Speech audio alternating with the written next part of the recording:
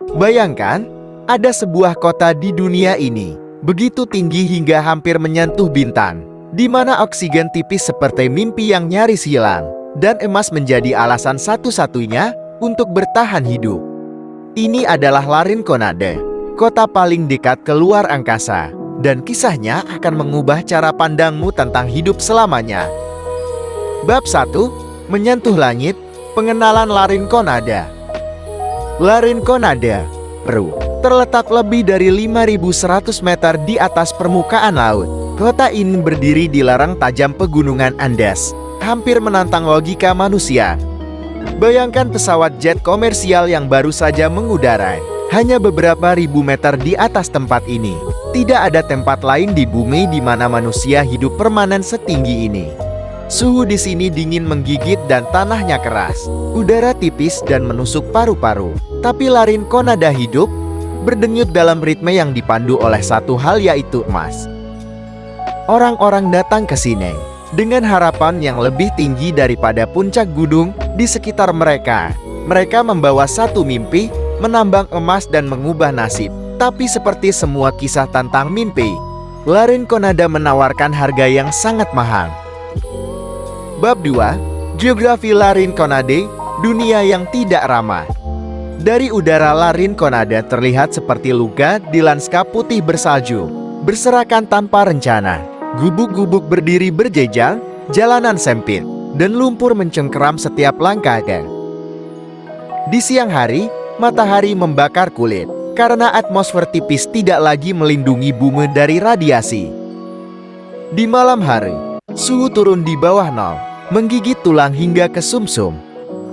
Di sini tidak ada pohon, tidak ada sungai, tidak ada jalan raya yang layak untuk mencapai kota ini. Kamu harus melakukan perjalanan berjam-jam melewati jalan berlumpur, mendaki medan curam yang mematikan. Tak ada ambulans, tak ada rumah sakit besar, bahkan tidak ada jaringan listrik yang stabil. Satu-satunya hal yang konstan di sini adalah emas dan harapan. Bab 3. Emas atau mati. Sejarah tambang Larinconade.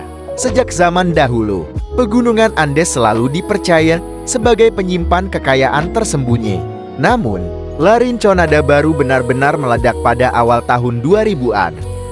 Ketika harga emas melonjak gila-gilaan, para pencari emas dari seluruh Peru, bahkan dari negara-negara tetangga menyerbu ke kota ini, membawa keluarga, harapan, dan taruhan hidup mereka. Sistem kerja di sini brutal. Mayoritas penambang bekerja dalam sistem cacorio, di mana mereka bekerja tanpa bayaran selama 30 hari. Sebagai gantinya, pada hari ke-31, mereka diperbolehkan mengambil sebanyak mungkin emas yang bisa mereka kumpulkan dalam satu shift. Tapi hari itu bisa berarti segalanya, atau tidak ada apa-apa. Banyak yang menemukan hanya tanah kosong. Banyak yang meninggalkan hidup mereka di kedalaman tambang. Namun bagi beberapa orang, satu hari itu mengubah segalanya. Bab 4. Hidup sehari-hari di Larinconade. Pagi di Larinconade dimulai dengan suara logam berderak, tawa anak-anak yang sedang bermain, dan batu keras para penambang yang bersiap untuk turun ke perut bumi. Anak-anak bersekolah di ruang kelas darurat, kadang tanpa jendela, kadang tanpa pemanas. Wanita mengurus rumah atau juga ikut mengayak lumpur mencari emas. Toko-toko kecil menjual makanan mahal yang diangkut dari daun, beras tepung, air bersih, semua dengan harga 3 kali lipat dari harga normal.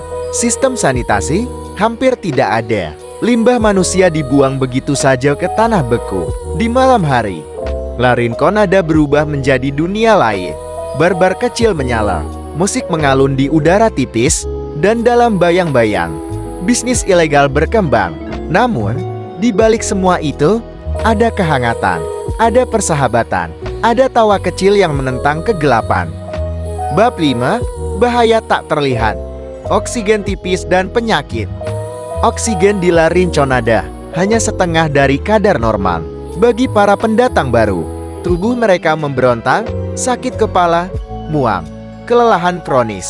Bagi penduduk asli, tubuh mereka telah beradaptasi, memiliki jumlah sel darah merah, jauh lebih banyak daripada manusia normal. Namun adaptasi ini datang dengan harga mahal, risiko serangan jantung, stroke, dan penyakit pernapasan yang jauh lebih tinggi. Air tercemar merkuri dari tambang, bahkan udara yang mereka hirup setiap hari, membawa ancaman kematian lambat. Dan di tengah semua ini, mereka tetap bertahan. Bab 6. Mimpi emas harapan dan kenyataan. Di sudut-sudut Larin Conada, di gubuk-gubuk kecil, ada cerita-cerita kecil tentang harapan. Seorang ibu yang bermimpi menyekolahkan anaknya ke kota besar. Seorang pemuda yang menabung untuk membeli toko di Costco. Seorang anak perempuan yang ingin menjadi dokter, agar bisa membawa kesehatan ke kota ini. Mimpi-mimpi kecil itu yang membuat Larin Conada tetap hidup. Bukan emas, bukan kekayaan, tapi mimpi. Bab 7. Fakta-fakta mind-blowing. Larin Conada adalah pemukiman permanen tertinggi di dunia. Lebih tinggi dari banyak gunung besar. Suhu di sini bisa mencapai minus 20 derajat Celcius di malam hari.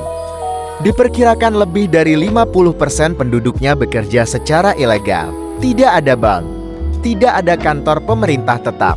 Semuanya bergerak dalam ketidakpastian. Di beberapa daerah, wanita dilarang memasuki taman karena dianggap membawa sial.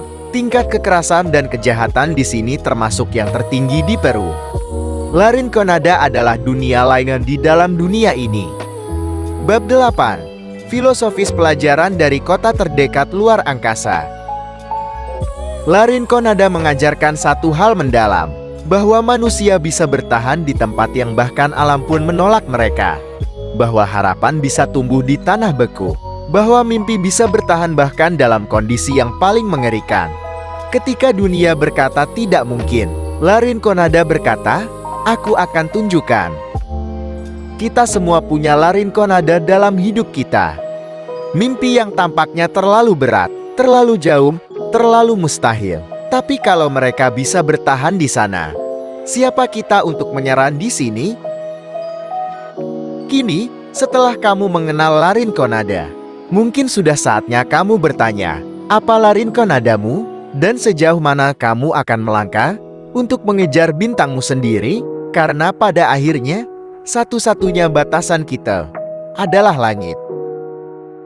Jika kamu tidak mengikuti kami, kamu mungkin tidak akan pernah melihat kami lagi. Jika sudah, selamat. Kamu bertambah pengetahuan setiap hari.